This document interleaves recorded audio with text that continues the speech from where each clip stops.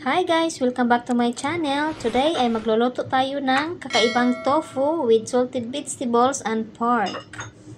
First, I'm gonna show you how do I prepare the processing of my ingredients for the tofu recipe. Wow! Ito yung panghalo natin sa tofu recipe, salted vegetables. Una, isugasan muna natin yung salted vegetables. Kasi sobrang alat to na preserved na vegetables. And then, i-cut natin ng maliliit.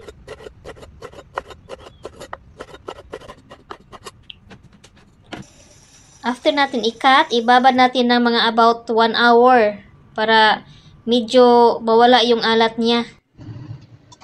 Then, after 1 hour of soaking sa tubig, natin i-squish para matanggal yung extra water niya.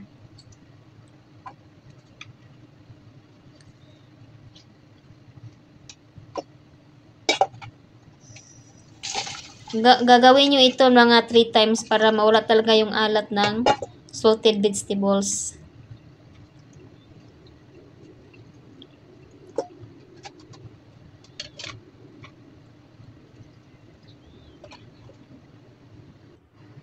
Ito na siya after ko na tanggal yung tubig ng salted vegetables.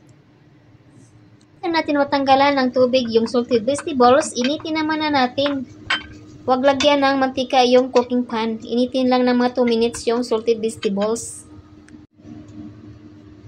Wow! Wow! Then itong seeds, ito ay panghalo din natin sa tofu. Pakuluan lang ito ng mga about 1 minute sa mainit na tubig and then tanggalin yung balat.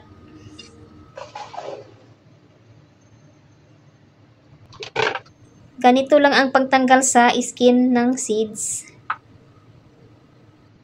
Wow!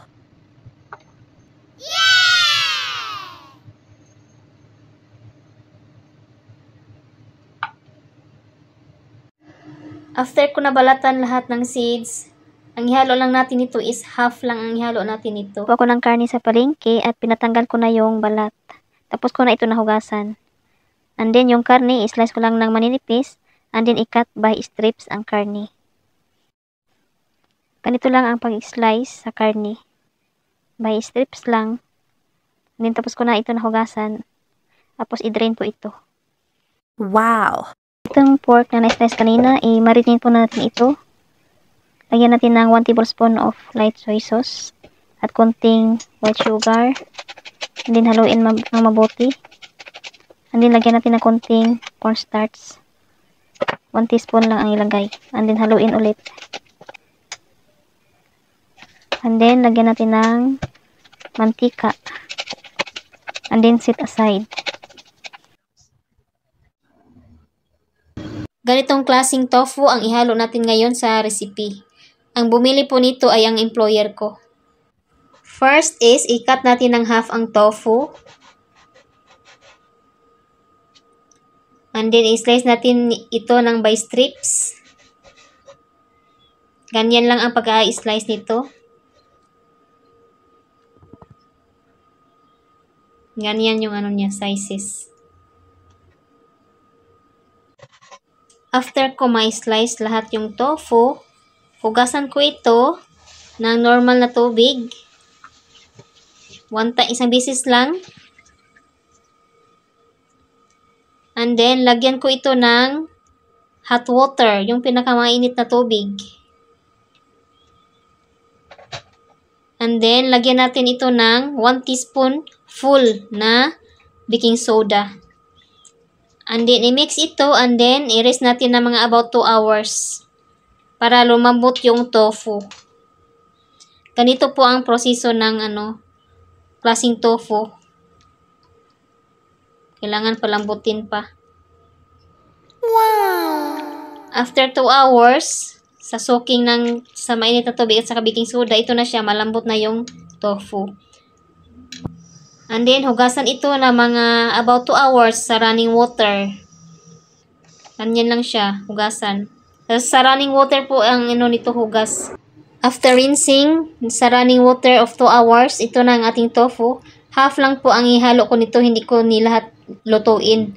And then ito din yung seeds na ihalo natin, half lang din ang ihalo ko. And then ito na yung salted vegetable, ready na. And then ginger. Then itong pork na minarinate natin kanina, ipan-fry muna natin ito. Maglagay tayo ng mantika sa kawali. Initin ng husto ang kawali para hindi didikit yung pork na ipan-fry natin, guys. Wow. Wow.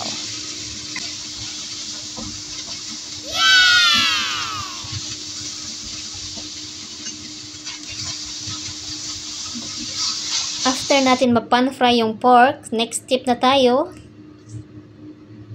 Maglagay tayo ng ginger sa kawali, guys. Ito na yung final cooking natin.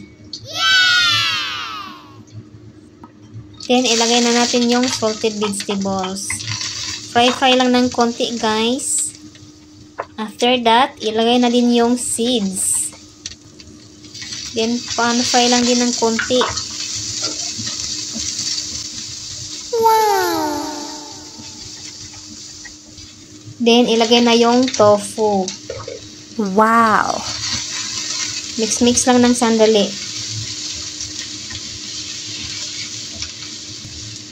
And then, lagyan ito ng chicken broth. Wow.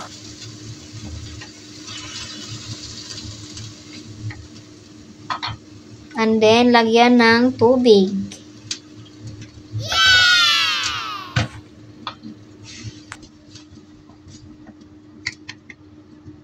Then, takpan ito at pakuluan ng mga about 10 minutes. Wow. Lagyan natin ng konting asin at konting sugar. Yummy.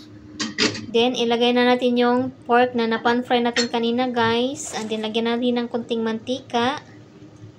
And then, lutuin ito hanggang sa konti na yung sabaw, guys. It's done cooking. Yummy. Ready to serve na, guys. Thank you for watching. Hanggang sa susunod na video. Wow.